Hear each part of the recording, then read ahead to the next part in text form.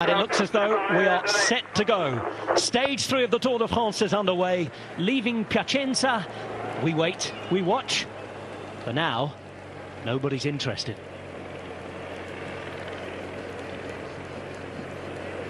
$230 today.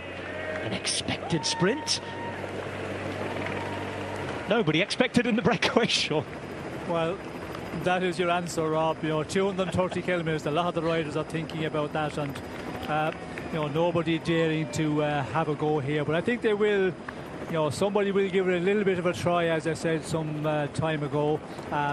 You know, have a go, see what the action is, see how many other riders are interested in going up the road, and try it for a while. It's easy to knock it off if you do 10 or 15 kilometres, 20 kilometres, and you get that, you know, maybe 2 minutes advantage, and you get the news that the teams of sprinters are controlling already. Well, then it's going to be a no-goer, and easy to knock it off in that situation. But for the moment, everybody calm and nobody even having a go, just to test it to see what the reaction will be. This is the first opportunity for the sprinters, despite the turbocharged GC lineup at this Tour de France. There are plenty of sprint options too, from plenty of different teams. Everybody wanting to give their fast man a chance at the first opportunity, because not anybody knows at all where the others are, Sean. No, it's a very interesting one today for the sprinters, because, you know, we're looking back at, you know, the national championships of some of the countries, how they've been performing in other races. But when you come to the Tour, you know, it's a different one again.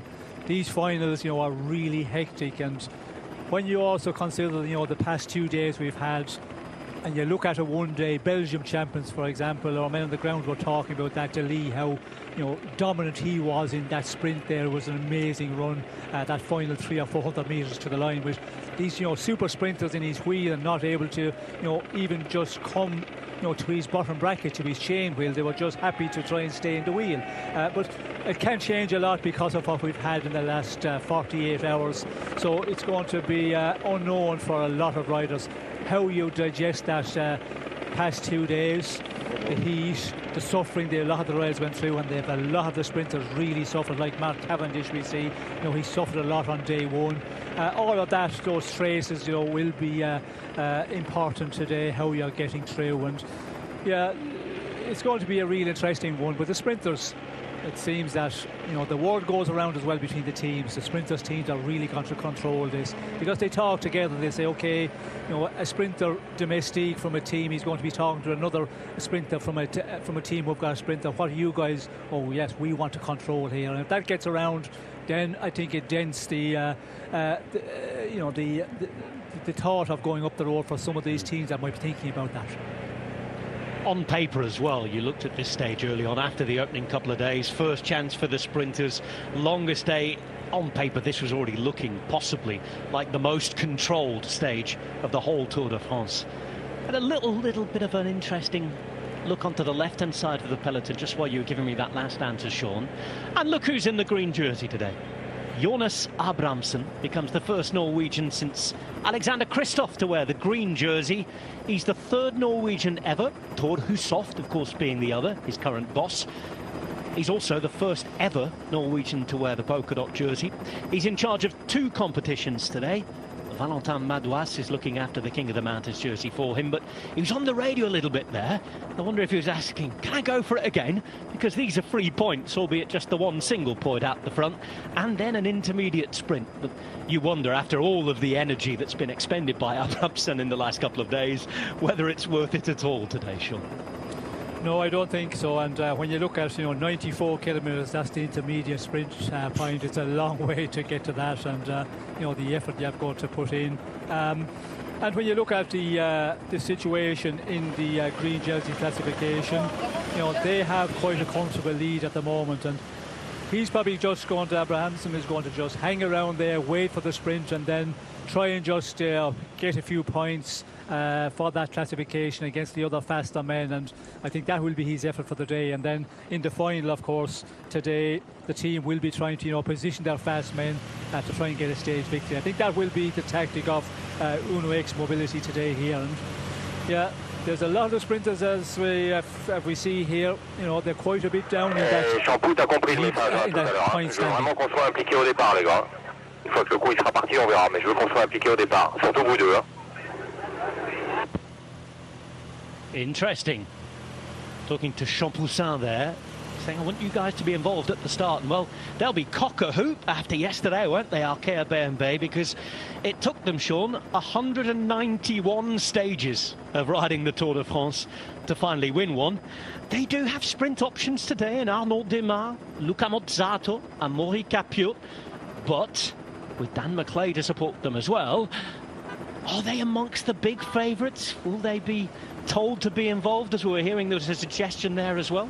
Well, I think, you know, the DS is just keeping a bit motivation there, because when you start like this, you know, you can say, OK, this is going to be a long day. We're going to be here for X number of hours before the race and start. And, you know, you can start falling asleep a bit, and that's what the directors have to do. You know, keep the guys in the front for the moment, see what's happening, and, you know, for the next number of kilometres, just be careful in case the riders drift back a long ways in the peloton and then somebody decides to attack and there's moves start to go. So it's just you know, the normal tactic and, you know, the normal orders from the DS at the moment for Arkea.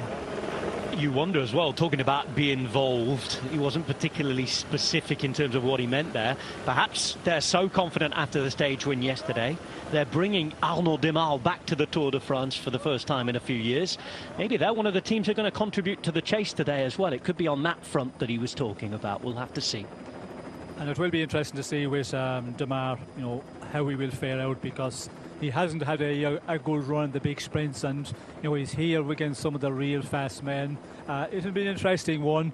You know, sometimes guys, they don't have a great part of the season leading up to the Tour de France, and then they come in and, you know, they start getting the good legs, and that's what it's about with a sprinter. If he's feeling good and, you know, then he gets in the mix and he can get up there on the stage, you know, in the top maybe podium places or win a stage, then it changes, you know, their head totally. Sam Bennett is another example, for example. You know, when he knows and sees and feels that he's going well and, you know, he can beat the real fast men, then he gets that head on him, and, you know, when he is that confident, he's another one who can do it. But, you know, the fast men we're talking about who have done the results already this season in big company, they're the ones you would be thinking today, but it can all change in the matter of, you know, a couple of weeks. Now, as we go down to look at San Michele Arcangelo, just outside of Piacenza, this would be the moment where we'd be introducing our good mate Jonathan Harris-Bass. But I'm afraid he's had to take a leave of absence, as you well know.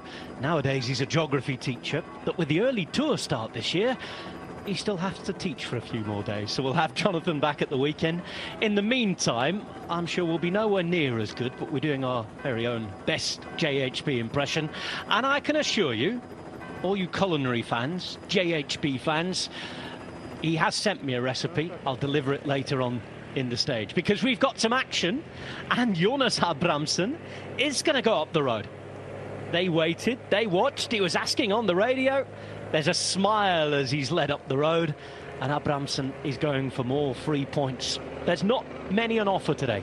3 points in terms of the KOM today, and, well, the intermediate sprint, if you can stay up there, is also on offer. Sean said, though, it's got 90-odd kilometres to ride until he gets to the sprint. 20 points on offer there, and, well, with no big sprint yet, there's an opportunity to keep the green jersey today at the end of it. And, of course, the polka dot jersey, that will be his whatever happens, given the fact that there are only 3 on offer. When I talk about 3 points, I mean that he's not going to have to fight the rest of the breakaway for them. What he will have to do is, of course, ride the kilometres out the front.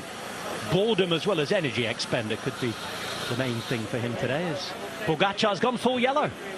He's back in the jersey, although, Sean, I'm not sure he was that enthusiastic about having to take it, because when you and I were talking over the finish yesterday, you could see him just trying to leave a little bit of a gap as Carapaz attacked. For one moment, I thought that Carapaz might have had that gap and taken the jersey. I was soon corrected. He didn't even know himself, because when he went to the end, he was asking Remco Evenepoel what was happening, and he just gestured to Evenepoel, says, well, I tried to leave a gap. bit early in the race maybe to have the responsibility. Yes, it looked like that, that sprint when they were coming in there, the two were in front just before they were joined by Remco Evenepoel and Carapaz.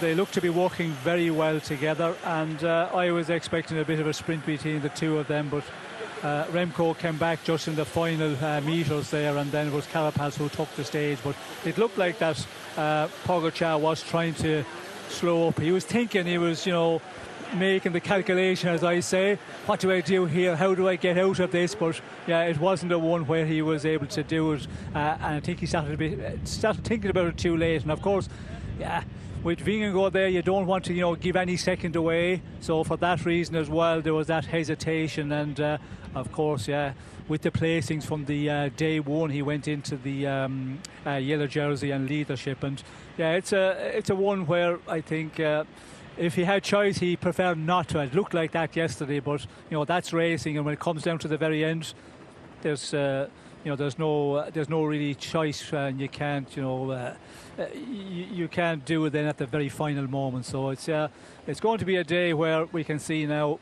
it's going to be an easy one for UAE. But again, the days to come, I think probably that's more so all the press conference afterwards, all of that stuff. He probably wanted to maybe not be involved in that, because we always talk about that in the beginning of a 3-week race.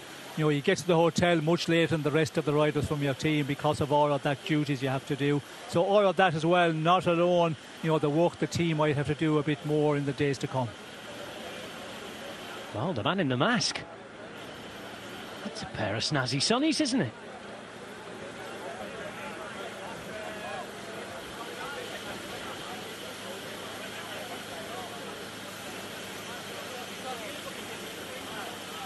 One minute 12 seconds for the two up the road. Johannes Kulset, youngest rider in the race, and debutant was the man who helped Jonas Abrahamsson up the road. Kulset is a climber. Crashed yesterday. Okay though, and looking good. He was smiling away and talking into the radio as he's helped Abrahamsson to the front. In the meantime, for Pogačar, it's a conversation with the Klerk. 22nd yellow jersey for Tadej Pogačar. First since July 2022, when he lost it to Jonas Vingegaard on the Granon. Could change today, though, even if there's a sprint, Sean. 4 riders are on the top.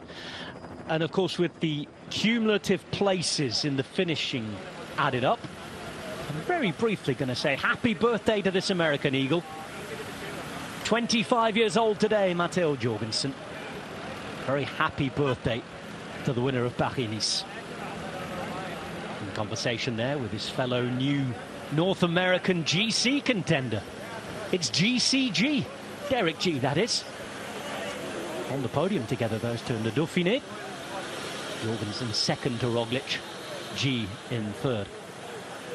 But I was talking about the cumulative, places added up.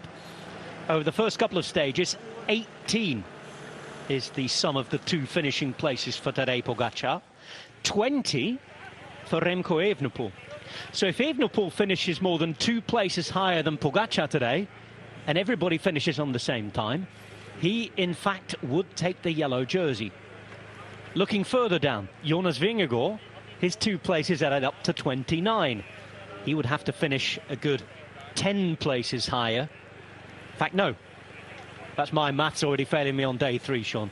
11 to 12 places higher than Tadej Pogačar. And for Richard Carapaz, the 4th rider who's up there, you think maybe would be the one the most eager to take the yellow jersey here. Certainly what it would mean to his team, and Carapaz told us that he wasn't coming in focusing on GC this year, given his crash in Swiss, as there's a front wheel change for Enric Mas. It will be a good 14, 15 places that Carapaz would have to finish higher than Tadej Pogačar and the rest. So all eyes on the sprint, and I think it might be one of those occasions today, if we do have a big sprint, Sean, where we'll have to wait for a couple of minutes till the complete results come in to see exactly who takes the yellow jersey today. Yes, well, that will be definitely the case, and No, it's a difficult one with the run-in today. As you say, you know, the places of the top riders in the overall standings, it's just placings are separating because they're all on the same time. But when you have a run-in like this, it will be hectic here today. So to see where everybody else is, it's a bit of a difficult one if you want to get rid of the jersey.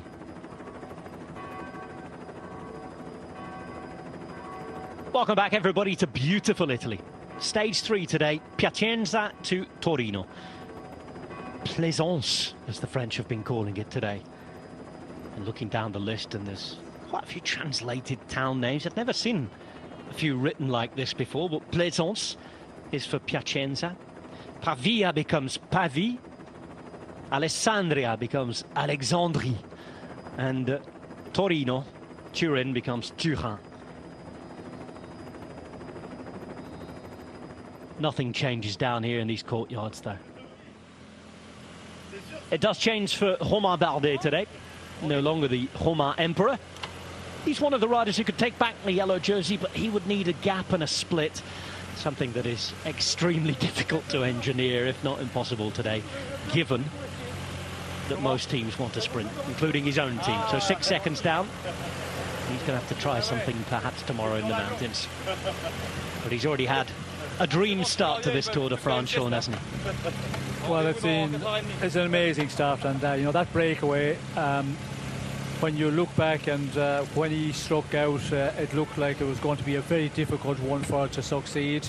And yeah, they did just a really great ride in the end. Himself and his teammate Van den Broek, and you know, the teams that were riding behind, I think they were surprised that they were so strong in the final dying kilometres of that stage and held off very well. And you know, what a dream start for the team, for Romain Bardet as well. He's announced his final Tour de France, and just to get the yellow jersey for one day for a rider, you know, it's something that you dream about. The moment you start into cycling, you start thinking, well, maybe I could become professional and maybe I can ride the Tour de France one day.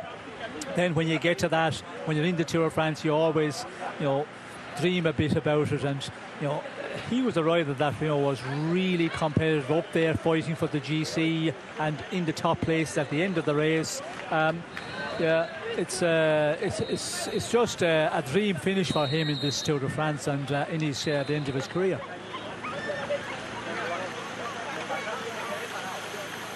Conversation time and calm time for the first time so far in this tour. It's 1 minute and 20 that have been obtained without much effort for Abramson and Kulsek. So much so that they were waving along the fans a moment ago.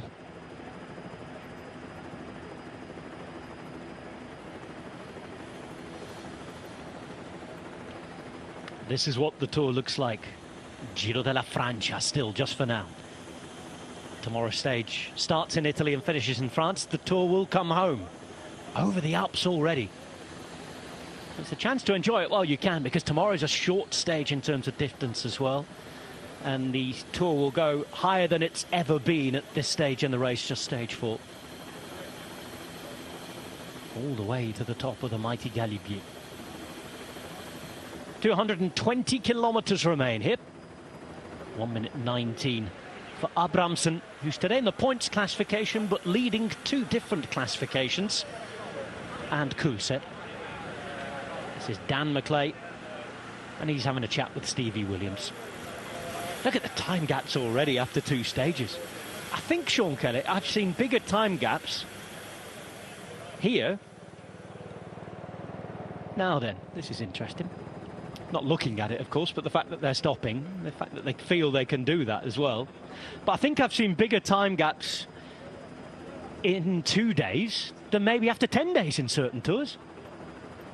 Yes, well, there is, you know, major gaps here, and we can see the riders are just waiting at the side of the road for the peloton here. And I was, you know, wondering how long they were going to continue to push on out front. When you see 120 have an advantage, and when you see, you know, the distance they have to ride here to get to this the sprint point, now we're seeing the answer to it. And yeah, it's been a difficult tour, and there's a lot of riders who have lost time who are hoping maybe to be close in the GC standings for quite a number of days into this one because of conditions, that real heat in the beginning and the difficulty we talked about for many months since the tour was announced back in September last year, October last year.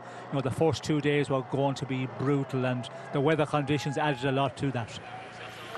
Well, they've got the photograph for the Norwegian press tomorrow. It looks as though the mission has been called off for now. Kulset and Abrahamsen enjoying themselves.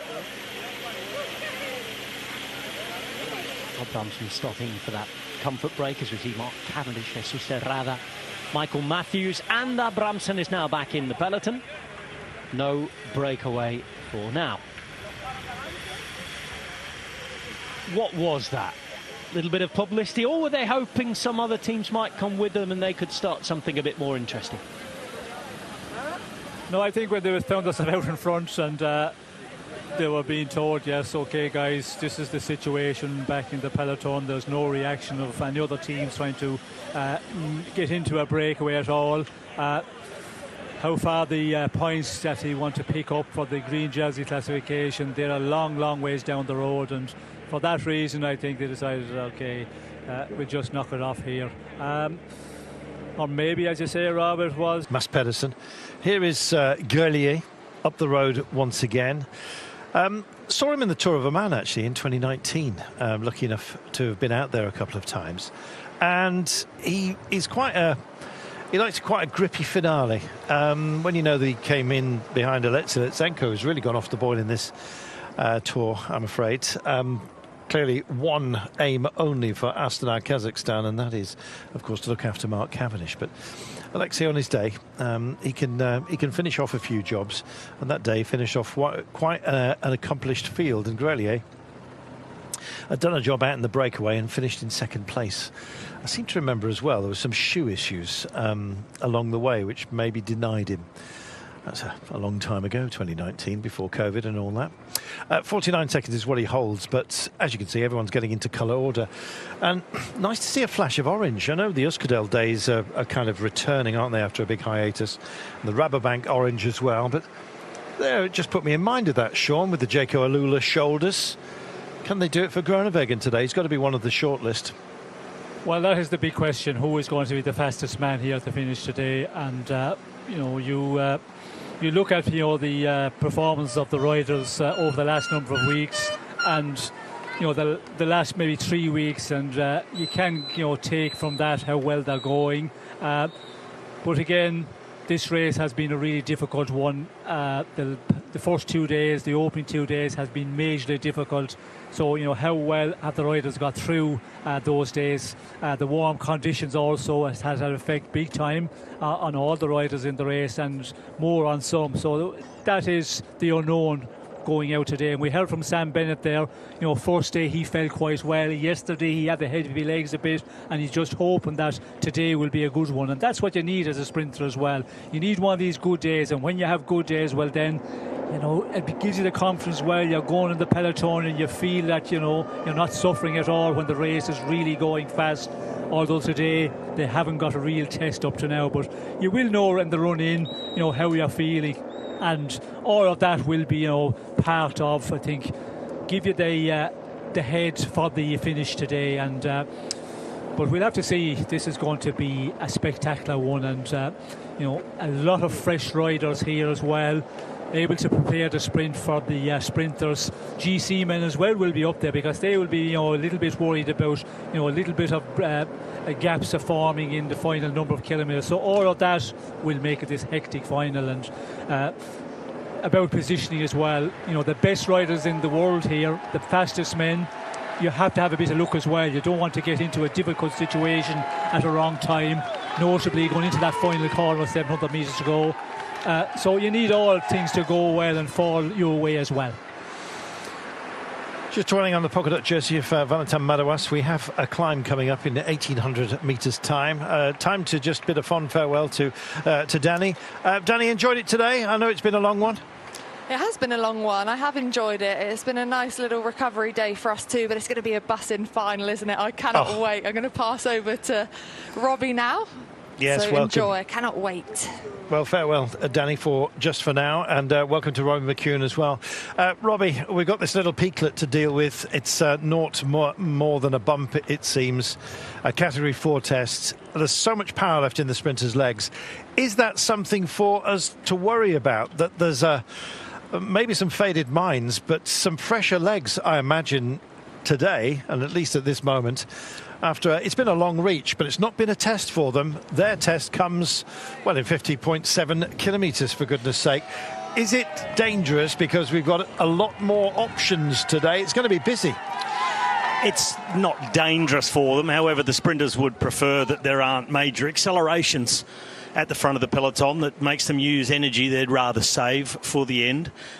We have seen in the past when there are greater opportunities like this sort of thing, but bigger, longer climbs, for sprinters of the ilk of Mads Pedersen to let his team go and ride on the front, put the pressure on and try and not even maybe get rid of other sprinters, but certainly put the hurt on them. This is not really enough to do that. I'd be surprised if they really tried to ramp things up here and this far from the finish.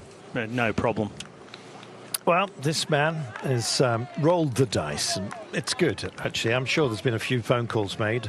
I was actually looking down the list and thinking, well, which team are actually going to just throw somebody up the road? It's almost like throwing them to the lions, Sean, and Grelier has decided that it's going to be him. I guess the furthest down the list is Total Energies. The problem is, in this day and age, every single team wants to get something out of the race, and indeed are capable of doing so. So there aren't really any second-hand teams, really, that come via that wild card. I guess the nearest you might say to that is Total Energies, but they refuse to be lent on until late, clearly. Well, yes, they have had a difficult time in the last years in the Tour de France, not having the best of results, and we were just talking about that a little bit earlier.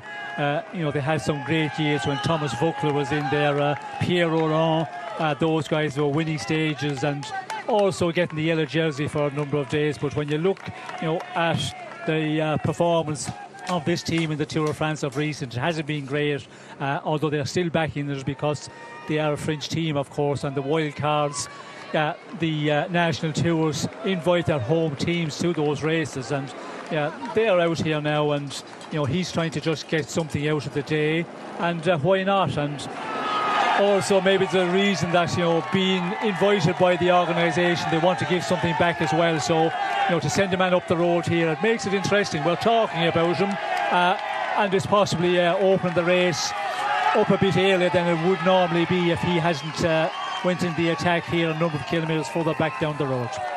Go today, probably go tomorrow, and indeed a few days after that as well. Certainly Tadej Pogačar, who wears the leader's yellow jersey coming into today. He owns it, but on countback, and therein lies a conundrum. He finished 4th and 14th, so giving him a total placement calculator of 18. Remco Evenepoel finished 8th and 12th, giving him 20, so essentially on the comparison 2 places further behind, which is why Evenepoel is second overall. Gondan just going through to take these mountain points.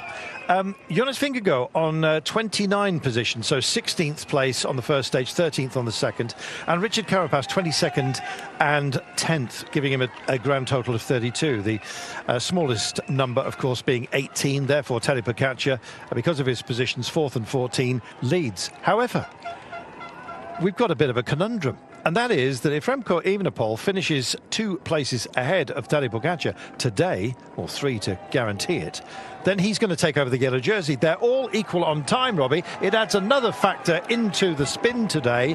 So they've got to be mindful of the yellow jersey. Would Tadej mind giving it away? Would Remco want it? Will they be racing for it? Based on yesterday, Tadej Pogačar will be quite happy for it to go on to other shoulders. And I think Remco Evenepoel will be quite happy to take it. I think for him riding his first tour, Remco, he'd be... I think he'd be ecstatic to find himself in the yellow jersey and wouldn't be overly bothered about extra press conferences and you name it, drug control, blah, blah, blah. He would just embrace it and find it one of the greatest days of his career to go into yellow jersey. Of course, the aim for all of them is to be in the yellow jersey that counts, the one that is put on your shoulders at the end of this race when it reaches Nice in around 3 weeks' time. But if he can take it along the way, I think Remco would not say no, and I think he'll be pushing ahead. I wouldn't be surprised if Tadej Pogačar sort of tracks Remco on the way in and purposely finishes about 2 or 3 spots behind him, if not 7 or 10, just to make sure of it. And the good thing, if Pogačar does indeed want to give it away, he won't have to really drop to the back of the peloton to find Remco and endanger himself of losing any time. Remco's also a rider who tends to finish right towards the front of the peloton, as is Jonas Vingegaard. So, if he wants to give it away, it should be a fairly simple task, and he'll be intent on, I guess, just getting it back again tomorrow. Yeah, I think it is an oddity having 4 locked on in first place in the Tour de France, but because normally we kind of seek out gaps between them, and riders do too. But you're absolutely right. Evenepoel is going to be towards the pointy end. I'd suggest higher up maybe than Tadej Pogačar today. Well, the other thing to consider is Richard Carapaz might want it more than both of them, and really try and put himself up at the sharp end of the field where the others may not dare, and see if he can pop himself into the yellow jersey, and that would be an incredible thing for the EF team.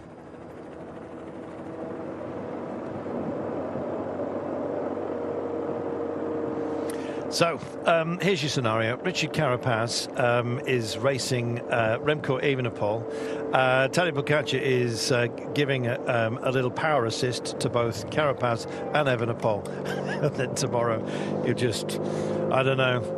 He's got the power to squish riders like bugs, hasn't he, when he puts his mind to it. Tried yesterday, didn't manage to shake off Jonas Vingegaard, who also sits, I might add, equal on time in 3rd place overall on countback. So Pogačar, Evenepoel, Vingegaard and Carapaz, any of them could be in the lead at the end of today, depending on their positions in comparison to each other over the 3 stages. Meanwhile, this man, Sean, is he's putting on a good show.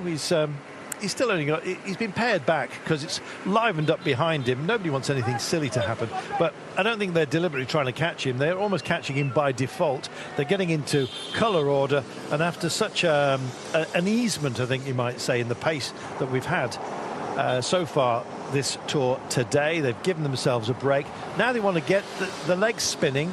It's almost like getting on the rollers before the task at hand, Sean. Well, it has been a long day on the rollers, because they have been out here, for many hours and many kilometres, and we can see in the front of the peloton it's just starting to ramp up slowly, and because of that, this man is losing his advantage here. I think he went up to 40, maybe 50 seconds some time back, but now it's back down to that 20 seconds, and it's just starting to heat up slowly back in the peloton, and this will be the norm after the day. But if this man hadn't went in the attack, 20 kilometres further back down the road here, it might have been a bit more calmer in the peloton. But this is what we need, because they need to stir it up, because we were at the lowest pace, average for the stage, and we need to get inside that at least. There you go. Keep it up. Don't overdo it. We'll get a combativity prize. Absolutely. This is the most combative we've seen all day. Didn't take much, did it?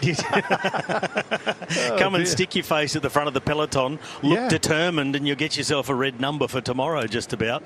But as you said before, Carlton, with and as Sean just said, we're at the sort of the lowest prescribed average speed. It is so often the wildcard or invited teams, call them invited teams to the Grand Tours, that get the nod from the organisation. Say, now, you remember what we spoke about when we invited you to this race? We've got a schedule to keep, and when we're behind schedule, well, over to you. Yeah, we used to have more of those invitee teams, those that wouldn't have a chance but potentially of getting anything out of a race. Very few these days. Welcome back, those of you who've been away briefly while we've been staying with Discovery Plus and their timeline marker service and the like. If you do subscribe, you'll be able to catch up. But yeah, we've just been dwelling on this man, of course, Grelier, out front, and his team have been on the radio and said there is a combativity award up for grabs. Keep going. I imagine that the only thing we edited out of that was them saying, make sure you look like you're suffering. Well, I'm just looking at the speedo down the bottom right of screen, and he's well over 50 kilometres an hour, so I don't think he has to fake that one. No, he's up for a combativity award, Sean. A good thing. He'll be on the stage later on today. Yes, and the podium, I mean. For that he will get on the podium. He will also get €2,000, which is the prize.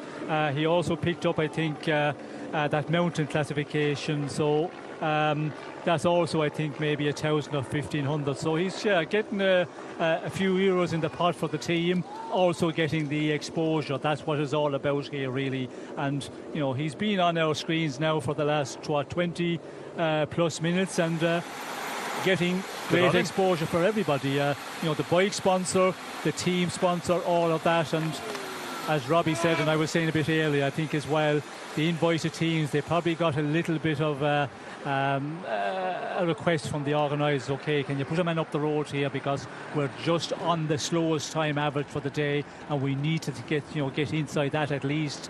And I did talk about 39 today. It was something that organisers were expecting, where yesterday they had the slowest average time was 40. So the long stage, the big number of kilometres, all of that, it was calculated in the timings of today. Well, it has been extraordinarily long, longest of the race. Crosswind from right side. There we are. Remember, it's a bit more windy than we predict before the start. Well, there we are. Interesting. Brought to us, of course, a little bit earlier as well by Matt Stevens. It's blowing a hoolie, Robbie. Well, I wouldn't quite say blowing a hoolie. I just wanted to say it. Yeah. I mean, if it's getting up that high, you already would have heard me say, the race being in Italy, that it's windy enough to blow the froth off your cappuccino. I know it's 4 o'clock in the afternoon there, but it wouldn't stop our great mate Dan Lloyd having a cappuccino. I know that much. Could never be stopped. In fact, they used to question him when he'd go to the cafes. Really, cappuccino? And he got really quite huffy about it. Anyway, it's not that windy. It's a breeze. I mean, it's blowing around 8 to 10 kilometres an hour. Threat of storms, for goodness sake. And now you're telling us it's nothing to worry about. But that's different. Wind is different to precipitation, Carlton. Okay. At least where I come from, my side of the world. But that is the other thing, though. If those storms, which are, they're saying, a 50% chance of a storm coming over and hitting the peloton, what you do get in front of a storm, why they call it a storm front, is really quite strong wind as it comes across. So that could also be an element depending on which direction a storm may or may not eventually come from. Yeah, when you get those, I forget what they call it now, but basically the spinning nature of a storm as well. The wind comes around it, and so it can come from all different kinds of directions as well, depending on how big that body of storm is. So, anyway, back to this. Who's going to kick up a storm today, Sean? Who's your pick? Well, I think you have to go for Philipsen. We see him already this year. He's after putting up some great performances in the sprints, and he's got the team around him. And if Mathieu van der Poel get into a massive speed on there, it could be a problem. So that will be a concern for the sprinters to get through. And the place to be is in that, that top 10 or 12 places. That's where you've got to be to get into that corner and not have to make an effort to move up when you get into that final straight of 700 metres. But it's looking to be a nice run in. We did see some time ago there the islands in the middle of the road as well. They are really dangerous. And the interesting thing is there was nobody there with the whistle. Normally in France you have somebody given the signal, blowing the whistle there, and you're aware of that. But I see quite a few of them there. They're not being manned at all. Let's see. All the DSs, Robbie, that's the problem. They're going to be calling for everyone to be up towards the front for that first turn. That's always the problem, that everybody's given essentially the same plan to execute. There's just not room for all of them. See the first corner? That's what we love about it. We have. Let's see the second of those corners, shall we? Not discounting the kink.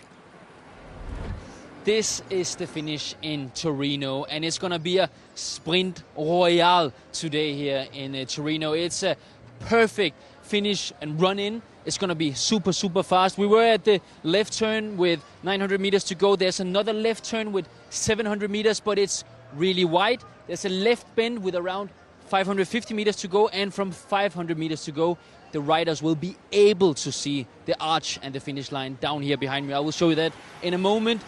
It's not so windy at the moment here. We have an open spot here with 200 to 100 meters to go, where there's a slightly crosswind. The riders will not feel that, but there's another thing the riders will have to think about if it will rain, because if you look here, we have the finish line behind.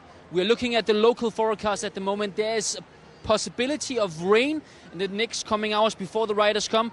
On the left side here, the riders' right side when they run in, it's a new tarmac. On the other side, it's more rough. It's an old tarmac, but it's completely perfect. However, if it rains, the new tarmac has a bigger possibility to get more greasy, more slippery than the older tarmac. Otherwise, we also have wide lines to the run-in, to the finish that the riders have to think about if it rains. But I must admit, this is one of the most beautiful and perfect sprint stages, sprint finishes I have seen at a Grand Tour. Thanks, Alice. We make sure that the left side is ours. There we are. I don't know whether that's UE Team Radio talking about here. Left side is ours. Left or right side on the finish, Robbie? Is it something that would even cross your mind when you're in the fray of that frenzy at the end? Sometimes you don't get much of a choice when you're caught in that peloton and they're slinging from left to right. But ideally, if you're going to hit the front based on what that very slight breeze is doing, you've got to consider that the sprinters will be doing up and over 72 kilometres an hour. There's a very slight crosswind from the left, so that would say that you'd like to be over towards the right barrier, so that anybody who happens to be in your slipstream and wanting to make a pass, you want them to come around on the windier side, on your left-hand side, into the breeze and catch as much of that as possible. You don't leave them the opening on your right to get that slingshot through with full protection from the wind. So that's the only thing you'd be trying to do if you possibly can. But as I said, you're often following what's going on in front of you. You're trying to pick up the slipstream as best you can of the riders who are leading out, and it all depends on where they decide to go or where they're forced to go. But it's not often an ideal situation in a sprint that you get. You've just got to go with what's in front of you.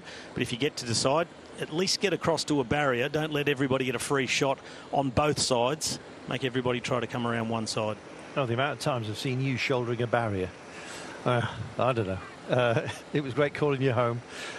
We have, of course, the gift of not only Robbie McEwen, but the great Sean Kelly as well alongside me.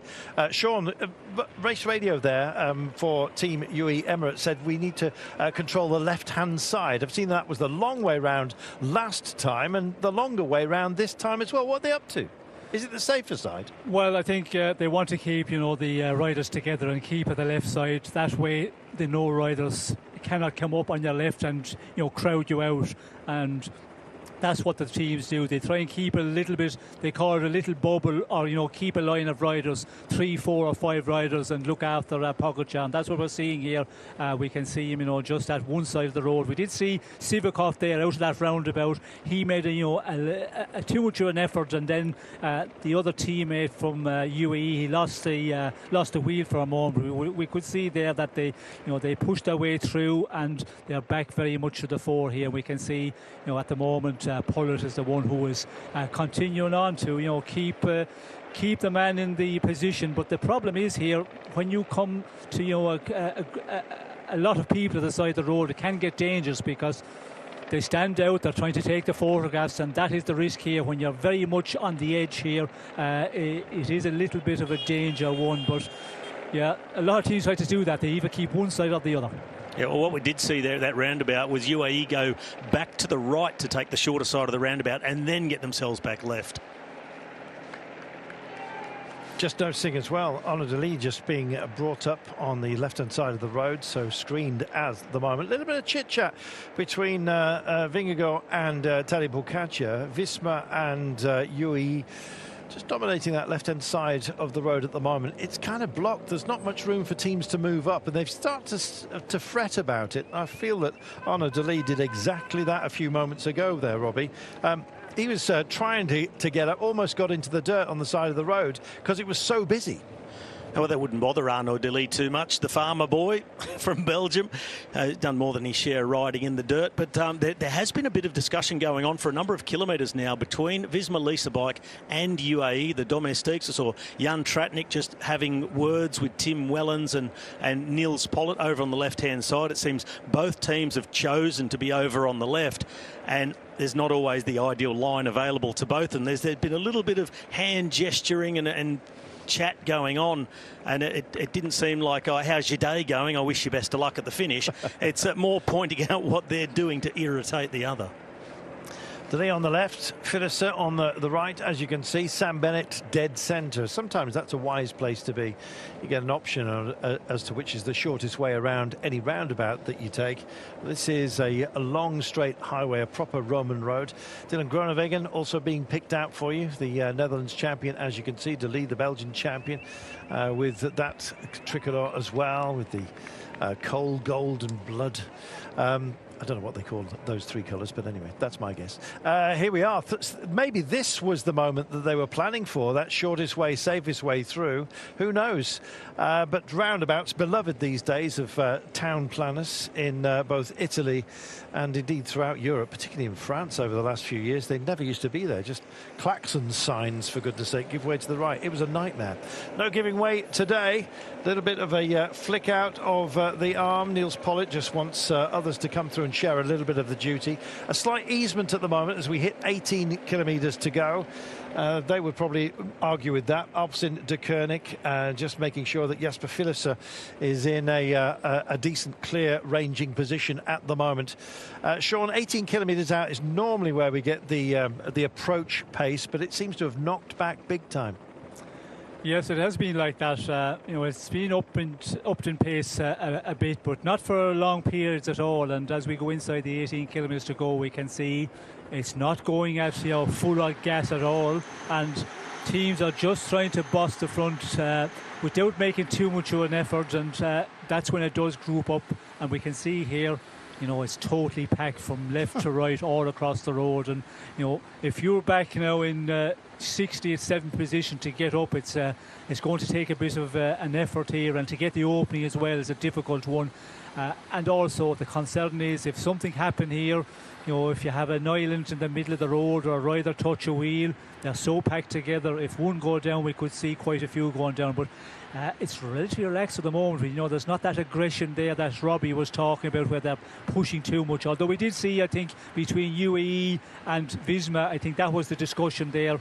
They seem to push through at a point and squeeze through the riders from Visma. But yeah, inside 18 kilometres to go, inside 17 kilometres to go, it's relatively calm at this point in the race. Calm at 60k an hour, though. And Carl, you said, you know, it seems to have eased off. Don't let yourself be deceived by the fact that the peloton's wide across the road, one side to the other. You look at the intensity on the riders who are actually on the front. The others behind, yes, they're getting an easy ride in the slipstream, but the speed tells everything of the fight that there is to be at the front with your team. And I'm noticing not only the GC riders and their teams keeping good position, but there's quite a number of sprint teams already using riders up to try and stay right at the front, where I saw Mats Pedersen and his teammates sitting third, fourth row, bubbled up, none of them in the wind, just waiting, biding their time, because it's still 16 kilometres to go. It is way too early to use anybody that you want to get you in position when it really is critical for the sprint finish. You need to sit back, you need to just stay cool at the moment. Don't get too nervous and hit out too early and use people unnecessarily. Well, there is that ebb and flow at the moment. And looking at Mark Cavendish just a few moments ago, he's got a distinctive helmet with a black stripe down the centre of it. Lucky helmet, maybe. Let's wait and see. He was kind of meerkatting just at the back as we get another compression. We have this constant sort of acceleration out of the roundabouts, and then a little bit of hiatus as we, in terms of the hostility on the approach to it. Just looking through the pack here with 15.4 kilometres to go, and Arkea just getting themselves up and into position. Vauquelin making us talk about them yesterday. We might be talking about them in glowing terms if it does get sketchy. Remember Arnaud Damar's victory in Milano Sanremo when there was a huge crash.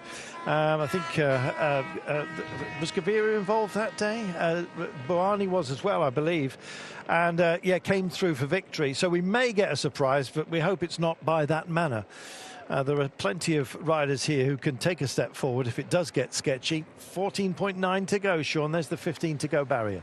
Yes, and we can see, as Robbie mentioned, there were a moment there where it did up in pace, but it's dropped off quite a bit again. So it's not, 50 kilometres per hour inside the final 15 kilometres. You'd be expecting them to go at 65 kilometres an hour here, but it's not happening, and because of the slow day, I think it's not as aggressive. And you can see the riders as well, they don't need to be as aggressive because the pace is not that rapid here for the moment. But yeah, it's still quite a strong pace. But I was expecting to be, after an easy day, there would be a lot more moving on the front of the peloton here. As we can see, there's not that much aggression for the moment inside the final 15 kilometres.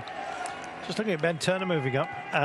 He may have a free hand because Rodriguez and Bernal are on the other side of the road. Haven't managed to pick out Geraint Thomas just yet. He'll just be getting himself... Oh, there he is, centre of the road, just at the bottom of your screen. 14 kilometres to go then. And it's still that sort of washing machine effect, Robbie, here. Well, I mean, there's still plenty of pace on. We saw a moment ago over 50 in it. At this time, 14 kilometres still to go. It's that ebbing and flowing in the peloton where there's critical points coming up. And this is where the outriders of the teams are really important. So the people who go through to the finish in the car, they would be saying at this point, left-hand side only, do not get caught out on the right. So they're making notes all the way in, passing that through to the team. And it's quite like a rally driver being told it's the race. He may well hand over that yellow jersey, as we have already discussed. We shall wait and see if that is the case. 11.5 to go. Bloodied but unbowed. Casper Pedersen is indeed back on board the bike. Out of position entirely were Cofidis at that last roundabout. They took the right-hand side. It was a long way for them to go and rejoin. And I'm not even sure if it wasn't one of those that compromised Casper Pedersen. Of UAE or Visma, we have 6 roundabouts in a row, okay? All fast on the left side. But I think you need to jump in front of them. There we are. Quickest way through, Robbie. Yeah, well, that is just perfectly illustrating what I said before. The outriders go through, they mark everything down, they pass it on to the team director, the Mark Renshaw, then passing that on to the team like the navigator in a rally car. So his team's got the instruction, try and get in front of UAE and Visma. They're on the best side of the road for those passage through the 6 upcoming roundabouts. So those are a lot of straight roads on the lead into the finish in Torino. There's a handful of roundabouts, and you absolutely have to know which is the fastest and shortest side to take, so you don't just put yourself way out of position and have to fight so hard and waste energy to come back. Wondering whether Wout van Aert is going to have a little bit of a free hand today. That would be a story in itself. So many of those to tell. Marijn van den Berg is being guided up by, it wouldn't be surprised to see Bettiol involved. Not there just yet for EF Education Easy Post. Another roundabout to deal with. Left-hand side is the quickest way for all that they have to deal with, or at least in terms of an average. It's a pretty straight road from here on in, to be fair. 10 Ks to go. We've seen very little diversion, save indeed for the ring road that we've been heading around. Our ultimate destination is Turin, but some nasty turns towards the end. High pace, you can see it, it's strung out. Left-hand side of the road, right-hand side of the road. Well, if you make a choice, you can leave the centre open, and steaming up through the middle right now, Lidl Trek with Mads Pedersen. Haven't really spoken about the red helmets so far, but they're here, Sean. Yes, they're here, and I think all the sprinters are pretty much here. We can see, the guys from Arkea, they're, shouldering a bit up there. We can see DSM for Jakobsen. We have seen Alpecin de Koenig up there, so it looks like that. Yeah, pretty much all the sprinters are in a good position for the moment as we go through the 10 kilometres to go. And yeah, that was a very, very technical one there. All them roundabouts we could see, a lot of shoulder bumping going around those ones, and now we're on a straighter section of road, and we can see it's back to a bit of normal here. But you can see the yellow jersey, Pogačar, in a great position all the time there on the left-hand side, with a number of teammates always in front and behind him. Healy just getting himself up and into position. He won't be gunning for it today, I don't think. He's on protective duty for Richard Carapaz, who might make a steal of the yellow today. Let's see. There's Bettiol down here. Number 201 is Magnus Cort. May well be part of the approach for Alexander Kristoff, who he has self-declared as the man of the day, despite struggling in the mountains. And we pass over this rather spectacular pavilion here, and its hunting grounds, the Shasta, wherever. Søren Varensholt is the lead-out man for Alexander Kristoff a little bit later on. It's a very fetching chateau. Should have seen it a little bit earlier on. 8.5 kilometres to go. Roundabouts are plenty. Some top topiary here for us to ponder. Meanwhile, back downstairs where the action is, we pick up with Chris Juul Jensen. Seems to be out of position. He's supposed to be part of the lead-out train for Dylan Groenewegen. I don't know what's going on. Maybe he doesn't need him. Let's see. 8.2 kilometres to go. Bahrain also in the mix here. They've got ambitions for Bauhaus, Robbie. They have big ambitions for Phil Bauhaus, and why wouldn't you? He's won in the Giro, he's won in the big World Tour races, and if he can get the run, he likes to hit out early, go long, the big German, and he's very hard to come back over the top of. I wouldn't say he's the favourite against the likes of Philipsen, Pedersen and Dylan Groenewegen. Our more pure sprinters, certainly Philipsen and Groenewegen, but you do never know, and you've got to be in it to win it. And Bauhaus, he'll certainly be taking the risks that are necessary to get himself up there, and he'll be piloted by Nikias Arndt in particular. He's the lead-out man that has paired so well over the years with Phil Bauhaus. Look at him stacked across the road on the right-hand side. Yellow jersey, Tadej Pogačar just next to them. Visma, Lisa Bike, Jonas Vingegaard, Lidl Trek there. Tim de Klerk still working hard, and Alexander Kristoff's men next to them to their left. The green jersey poking through of Abrahamsen, all working for Kristoff. Up the middle, you've got Decathlon for Sam Bennett. They are just all over the front, and everyone considers themselves a chance of winning. Interesting. UAE Team Emirates just slamming the door on Astana, Kazakhstan, and wanted to come up on the right-hand side of your screen, so left-hand side for the riders of the road. Interesting as well, Ineos Grenadiers, they all want to get to that safety position. With the roundabouts that we've had, it throws a little bit of a spanner in the works as far as the GC riders are concerned. They want to stay as safe as just about everybody else. One route only through this rather large highway roundabout, and they all get through, albeit strung out just a little bit. And those positions have to be refought for, Sean. Not what you want, certainly this late. Bruno Amarai wouldn't have been part of the lead out anyway, but nonetheless, it shows you what's at stake here, Sean, and the pitfalls therein. Yes, we can see that he just starts to slide out and gets his foot out, but just goes down there. And yeah, it just tells that at any time, any place, you can start to slip a little bit, and maybe the white line as well. Oh no! Well, Manapole, side of the road, and now on the radio, and that may well be that. At least for the last lead-out man, huge it would have blow been for Jasper Philipsen. It's massive, a massive knock, Robbie. It is a huge blow to Jasper Philipsen not having Mathieu van der Poel. He surely won't get back with 6k to go, so they're going to have to just reshuffle the lead-out. Jonas Rickard is going to have to become the last man. Van der Poel back underway quickly. Need a miracle to get back anywhere near the front, but you do never know with this man.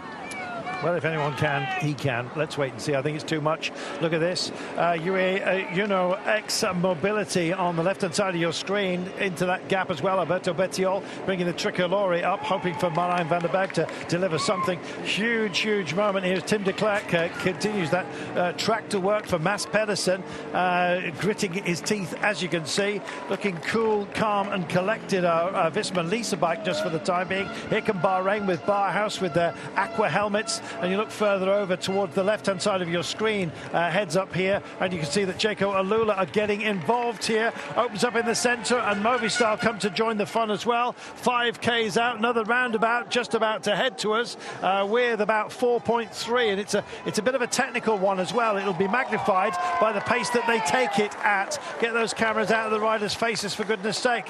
45 seconds back to Van der Poel. I'm afraid he's not going to get back on. Central centre of the road opens up, and it is for Gerben Tyson for Intermarché Wanty, their described sprinter today. It does open up as well, and some shoulderage going on here for Astana Kazakhstan. They're fighting for position in every way they legally possibly can. Team DSM Firmenich post NL hit the front. Fabio Jakobsen, their chosen son, shouldering them is Lidl Trek at the moment. 4.3 to go, and this is a wide open highway that is going to get compressed dramatically after the Flamme Rouge. So our first finish line, if you like, is just before the Flamme Rouge. You better be in a good position if you're going to have a chance of delivering anything, Sean. Yes, well, it's all about, holding a position here, not to be too early on the front either, because still with 4 kilometres to go, this is a long way until we get to them 2 left-handers and then into the final straight. But we can see, it's changing all the time. We can see a lot of the teams are on the front, and suddenly another team comes over the top and just push them out. But we can see DSM, Arkea, they are up here. EF also in a good position. It's a Mosh, Jaco Alula, your choice, Dylan Groenewegen, not in the frame just yet, but steaming up like a steam train here, just on the coattails of Israel Premier Tech, Robbie. And what you'll also notice is that the teams of the GC riders have dropped back. The safety zone today, 5k to go. They're inside that, and that's why they've now dropped away, gone from 3k out to 5k to enhance safety, let the sprinters and their teams do their thing. Alberto Bettiol, the Italian champion, bringing Marijn van den Berg up the middle in the pink colours. All the other big name sprinters, well, we've got Arno de Lee's boys, Lotto Destiny on the right-hand side in red, and the rest so far washed away. No Alpecin Koenig trying to move up on the left, but it is just one big washing machine. Find your way through this. Through the soap suds, and I'm afraid it's an early bath for this man. He got to 33 seconds margin. He's now realised it's not a task he can complete today. That's a real shame, I'm afraid, for Jesper Philipsen. Let's see how important Van der Poel was for him. Meanwhile, steaming up, doing a great job on behalf of Arno de Lee. Haven't seen the Belgian tricolore, but he's there in about wheel 4, just intermingled with them. Member of DSM, and a big one as well, huge, and it's over towards the Astana lead out here. I'm just hoping that they have all got through here reasonably safely, but let's see who is on the deck. We'll catch up with that in a few moments' time. And the big suffrage going on here is from Israel Premier Tech, I'm afraid. They're the ones who are most involved, and there's some afters going on here as Renard starts to offer up accusations. This is the problem we have, a wide open highway coming down to a bit compression to 2 left-handers, 1.8 kilometres to go, and Degenkolb, we said a steadying hand, that's exactly what you need. He's over there on the barriers just trying to make sure that Fabio Jakobsen has the best lead in. It looks like a good train to follow as well. Others have nipped over to join that. Phil Bauhaus, I think, might actually have taken that option. Let's wait and see. 1,500 metres to go. Lots of space to play with. Perhaps a bit more than we thought, because the crash will have hampered a few that have been knocked back here. Astana still in the frame. Can't see Mark Cavendish. Just for the time being, one man only representing them. Just for the time being, it's Ballerini. Oh, let's wait and see. Can't see Mark Cavendish just for the time being. Here is that little turn. Big way. That is absolutely magnificent, and we will hand out our congratulations to all who made that through. What a dramatic finale that was, and Biniam Girmay makes the very best of it. Well, shoulders from De Lee on to Mads Pedersen, who then just goes out to the left. Gaviria tries to tackle him up the inside. Biniam Girmay next to the barriers, sliding through the gap. Dylan Groenewegen on his wheel, nowhere to go. They compress De Lee. He's trying to get into that gap as well. Pushes on to Groenewegen. It's De Lee who snatches second from Gaviria, but Biniam Girmay by almost a length at the Tour de France. Good Lord, Sean, that is a result for everybody. Well, that was Girmay. He was very powerful there. We could see when he kicked, Pedersen was, also in full-on sprint there, and he comes over him very quickly. Well, what a sprint that was. A lot of shouldering, but yeah, the best man won. Whoa, here comes the riders. Biniam Girmay takes the stage win.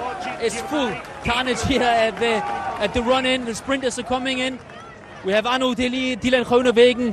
Biniam Girmay has put his bike down. We have Phil Bauhaus coming in, Anthony Tugy, and we're trying to get reactions here from the ground. Here comes Paul Lapéret, French champion. And it's a big mess here at the moment. The riders are coming in. Well, we'll have to wait for the how the GC leaders finished and in what order to find out who's going to be leading at the end of today. But one thing we do know, and are absolutely certain, Sean, this is a massive win for Intermarché Wanty and a huge one for cycling fans globally, with Biniam Girmay victorious. Certainly a huge win, and to get a win in the Tour of France at this point as well, it's a great one because it calms everything within the team. And for Girmay, a real powerful one. Positioning, he was real good there. In that position coming out of the final corner. If you're in that 5th, 6th position and you're in the slipstream for a little bit until you get to the point where you have to kick off your sprint, well, a perfect position. And he got that perfect position, as we talked about. That's what you dream about. That's what you want as a sprinter, that you can get to the point where you want to kick off your sprint without having to put your nose in the wind. And that's what he got, and he wins pretty comfortably. Well, we said if there were incidents, there could be surprises. And great length almost over the second man, and Gaviria runner-up today. Fabulous. Biniam Girmay takes it ahead of Fernando Gaviria, Arnaud Delis, Mads Pedersen and Dylan Groenewegen. Phil Bauhaus was in the frame, so was Fabio Jakobsen. Ballerini Bennett was in 9th place ahead of Brian Cocard. That is a list of cycling, of sprinting greats. No Mark Cavendish. A few just bumped and balked by the incidents that we were kind of expecting today, and there's going to be some big gaps. These guys, of course, will be credited with the same time because the incident's late on, but nonetheless it will come down to positions to find out who is leading this race overall. Still do not know for the time being. Here comes Jonas Vingegaard at the head of this phalanx of greats. Sean, I think we're quite lucky that the injuries weren't more severe from what we know already. Well, we could see there, it was a very fast section where they went down on the left-hand side, and there was a number of riders went, maybe half a dozen riders we could see roughly on the road, on the tarmac. But, yeah, at the pace they were going, I think they came out quite well. Confirmation of today's result. Biniam Girmay takes it ahead of Gaviria, Delis, Pedersen, Groenewegen, Bauhaus, Jakobsen, Ballerini, Bennett and Cocard. I think it's fair to say the favourites got bitten today, possibly by the terrain, but definitely by Biniam Girmay, our day's winner.